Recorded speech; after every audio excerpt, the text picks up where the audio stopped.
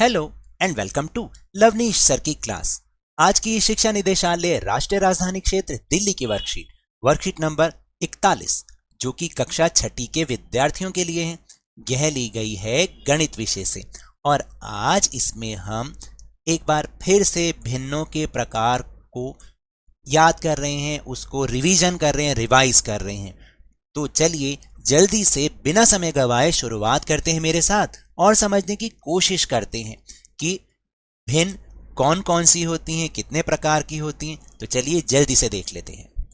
तो देखो ये हमने पहले भी सीखा हुआ है। तो भिन्न कितने प्रकार की हैं? 3 प्रकार की। पहले तो हम पढ़ रहे हैं 3 प्रकार की भिन्न। वो है, सबसे पहले हम कहते हैं उचित भिन्न। उचित भिन्न कौन सी होती है? याद रखना, जिसमें अंश छोटा होता है और हर ज्यादा होता है। अंश छोटा और हर बड़ा, मैंने ऐसे भी लिख दिया। यानी जैसे इस वाली आकृति में आप देख रहे हैं, ये बनेगा 5/6। क्यों? क्योंकि कुल भाग कितने हैं? 6। 1 2 3 4 5 6 और रंगे हुए कितने हैं? 5। तो भिन्न बन गई 5/6। यानी हर छोटा है, अंश छोटा है और हर बड़ा है। तो ये तो हो गई उचित भिन्न। अब अनुचित भिन्न। अनुचित भिन्न क्या होती है? जिसमें अंश तो बड़ा होता है और हर क्या होता है? छोटा होता है। अब जैसे यहां पर ही आप देख लो, ये जो भिन्न है ये है 8/6। 8/6 कुल भाग हो गए कितने? 8। ठीक है, ठीक है। अब देखो 8/6 जिसमें अंश तो बड़ा है और हर छोटा है। जब भी ऐसे आए, इसको आप और भी छोटा कर सकते हैं। जैसे जब भी ऐसे लिखा हो ना 8/6, पहले आप ये देखा करो कि क्या ये किसी एक ही पहाड़े में दोनों आ रहे हैं। तो 2 चौक 8, 2 तिया 6, यानी 4/3 भी हुआ तो भी ये अनुचित भिन्न है, क्योंकि अंश बड़ा है और हर छोटा है। फिर एक होती है मिश्रित भिन्न। ये मिश्रित भिन्न क्यों कहलाती है? क्योंकि इसमें एक पूर्ण संख्या भी होती है और साथ में उचित भिन्न होती है। जैसे कि यहां पर आप देखो, इसको हम पढ़ते कैसे? 1 सही यानी 1 तो पूरा और 2/6 यानी 6 में से 2 भाग। अब जब भी ऐसे भिन्न होती है ना, तो आगे इसको करना भी सिखाएंगे कि इसको हम आगे सॉल्व कैसे करते हैं। तो इसको हम कैसे पढ़ेंगे? 1 सही 2/6 याद रहेगा। उचित भिन्न अंश छोटा हर बड़ा, अनुचित भिन्न अंश बड़ा और हर छोटा, और मिश्रित भिन्न एक पूर्ण संख्या और उचित भिन्न। याद रखना इस चीज को। चलिए कुछ अन्य भिन्नों के बारे में भी जानते हैं। अब है कुछ अन्य भिन्न। समान भिन्न, नाम से समझ में आ रहा है समान भिन्न। अगर समान भिन्न होगी तो इसका मतलब है कि जितने भी आपके पास भिन्नात्मक संख्या, उनमें सब में हर जो है वो समान होगा, यानी एक जैसा होगा। जैसे यहां पर देखो 1/4, 2/4, 3/4। क्या देख रहे हो? जो हर वाली संख्या है वो सबकी एक जैसी है ना, तो ये कहलाएगी समान भिन्न। याद रहेगा। फिर उसके बाद है विषम भिन्न। एक होती है विषम भिन्न, इसका मतलब असमान हर होना, यानी जितने भी आपके पास भिन्नात्मक संख्याएं, भिन्न वाली संख्याएं, उनमें सभी के हर अलग अलग होंगे। जैसे 1/2, 2/3, 3/4। क्या देख रहे हो? जो हर वाली संख्या सब में बदल रही है, तो ये हो गई विषम भिन्न। समान भिन्न में हर समान होगा और विषम भिन्न में हर अलग अलग होगा। फिर इसके बाद होती है एक समतुल्य भिन्न। समतुल्य भिन्न का मतलब क्या है? जो समान मात्रा दर्शाए। जैसे ऊपर भी अभी हमने देखा था कि अगर मान लो एक भिन्न है 2/4, ठीक है, आप इसको 1/2 भी लिख सकते हैं, वो भी वही दर्शा रही है, क्योंकि 2 एकम 2, 2 दूनी 4। समझ रहे हैं? तो 2/4 हो या 1/2 बात ही। और अगर 4/8 हो तब भी इसका मतलब यही होगा। तो इसको करने के लिए आपको मैं बताऊं कैसे बनाते हैं। बहुत आसान तरीका है। जब भी कोई भिन्न है, मान लो जैसे 2/4 ही, इसको आपने इसकी एक समतुल्य भिन्न बनानी है, तो आप इसको एक ही नंबर से ऊपर नीचे अंश और हर में क्या कर दोगे? गुणा कर दोगे। तो ये बन जाएगा, ये आ गई आपकी समतुल्य भिन्न। ऐसे बनाते हैं, इसको याद रखना। समतुल्य भिन्न का मतलब यही होता है कि जो भिन्न है और जो सामने वाली भिन्न है, अगर वो छोटी होकर सरल होकर उसी में आ जाए तो वो समतुल्य भिन्न कहलाती है। चलो अब अभ्यास के प्रश्न करके देख लेते हैं। पहला प्रश्न है कि पहचाने कि निम्नलिखित में से कौन से हैं उचित भिन्न, अनुचित भिन्न या मिश्रित भिन्न। बहुत आसान है, मैंने ऊपर सिखा दिया आपको। सबसे पहले 1/5, अंश छोटा है हर बड़ा है, तो ये कौन सी हुई? उचित भिन्न। ठीक, मैंने ऐसे लिख दिया, आपको समझ आ रहा है ना।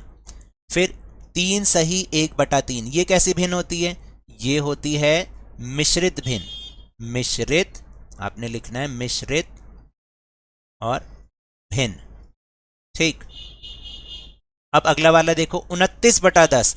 हर क्या है, सॉरी अंश क्या है, बड़ा है, और हर क्या है, छोटा है। तो ये कौन सी होती है, अनुचित भिन्न। अनुचित भिन्न, अनुचित भिन्न में क्या होता है कि अंश बड़ा होता है, तो आप लिख दोगे यहां पर अनुचित भिन्न। ठीक, फिर 7 सही 5/6। अब मैंने बताया था एक पूर्ण संख्या और उचित भिन्न, तो ये बन गई मिश्रित भिन्न, है ना आसान। अब 9/5, तो फिर दोबारा अंश देखो क्या है, अंश बड़ा है। जब अंश बड़ा होगा और हर क्या है, छोटा है, तो ये कौन सी भिन्न होती है, अनुचित होती है। अनुचित भिन्न, मैं यहां लिख देता हूं इसको। फिर 15/16। अब क्या है, अंश क्या है, छोटा है। जब अंश छोटा होता है तो उचित भिन्न बन जाती है, उचित भिन्न। फिर 5 सही 3/8, ये क्या है, मिश्रित भिन्न है, क्योंकि मैंने बताया था इसमें एक पूर्ण संख्या होती है। मिश्रित भिन्न, ये थोड़ा सा मैंने मिला के लिख दिया, इसको आप सही करके लिख लो, मिश्रित भिन्न। और फिर 35/100, अंश क्या है, छोटा है। जब अंश छोटा होता है और हर बड़ा होता है तो समझाया था उचित भिन्न। ठीक, ऐसे आप लिख दोगे। अब अगला वाला देखो, प्रश्न नंबर 2, नीचे दिए गए समतुल्य भिन्न को भरें। समतुल्य भिन्न को भरना है, तो ये है 3/4, यानी 4 तो कुल भाग हैं इसके और 3 रंगे हुए हैं। और इसमें देखोगे कितने कुल भाग, कितने 1 2 3 4 5 6 7 8 लिख दिया। और रंगे हुए कितने हैं, 1 2 3 4 5 6, तो यहाँ पे लिख दो 6। 6/8 का मतलब भी 3/4 ही होता है। अब यहाँ पर 2/3 है, तो ये कितने होंगे रंगे हुए भाग, 1 2 3 4 5 6, तो इसको आप 6/9 कर दो। आगे आंसर। अब लिखा है कोई भी 5 समान भिन्न लिखिए और कोई भी 5 विषम भिन्न लिखिए। ये तो बहुत आसान है, तो मैं यहां पर कर दूं इसी को। तो चलो तीसरे का उत्तर मैं यहीं लिख देता हूं, यह है तीसरे का उत्तर। ठीक, इसमें हमें लिखनी है समान भिन्न। समान भिन्न मैंने बताया था, समान भिन्न कौन सी होती है, जिनका हर एक जैसा होता है। तो कोई भी लिख सकते हैं, मान लो 1/9, 2/9, 3/9, 4/9 और 5/9, ये हो गई समान भिन्न। और चौथे का उत्तर है विषम भिन्न लिखनी है। विषम भिन्न, विषम भिन्न तो कोई सी भी हो सकती हैं, कुछ भी लिख दो।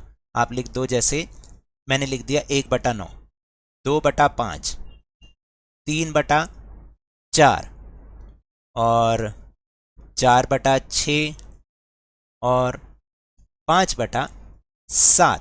ये हो गई सारी, क्या हो गई, ये हो गई विषम भिन्न। है आसान, बहुत आसान थी वर्कशीट।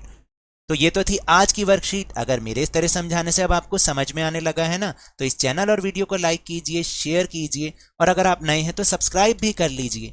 और टेलीग्राम ऐप पर जो हमारा चैनल है लवनीश सर की क्लास, उसको ज्वाइन करना ना भूलें। उसको ज्वाइन करने का लिंक आपको इसी वीडियो के डिस्क्रिप्शन बॉक्स में मिल जाएगा।